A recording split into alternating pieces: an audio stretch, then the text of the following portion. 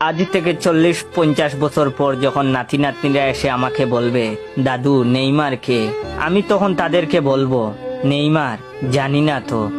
তখন তারা পিছন ফিরে চলে যেতে চাইলে আমি ওদের ডাক দিয়ে বলবো, শুন তাহলে, নেইমার সে তো এক মুকুটবিহীন রাজা ছিল, তার দাপটে কেঁপে উঠত সারা বিশ্ব, সে ছিল ব্রাজিলের গর্ব। সে এমন এক ফুটবলার ছিল যে বিশ্বকাপ ছাড়াই সে সারা বিশ্বের মানুষের প্রিয় ছিল। নেইমার এ এক ক্ষুধার্ত রাক্ষসের নাম, যার গোল কুদায় সবকিছু চুরমার করে দিত।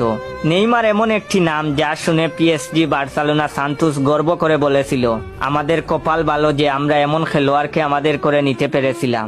নেইমার সে ছিল কোটি কোটি ছেলেদের রাত জাগার কারণ, সে ছিল কোটি কোটি মেয়ের ফুটবল ভালোবাসার কারণ।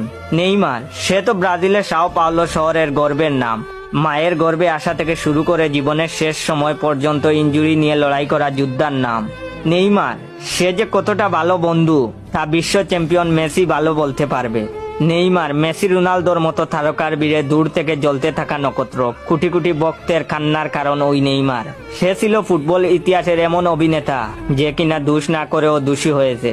তার সাহস এতই ছিল যে ম্যাচ চলাকালীন সময়ে রেফারির কানে বল দিয়ে আঘাত করেছিল। এই সেই নেইমার। নেইমারের একটা ফটো দেখিয়ে বুঝতেই পারবো না যে কখন চোখের কোণে পানি জমা হয়ে গেছে। নাতি নাতনিরা বলবে, দাদু তুমি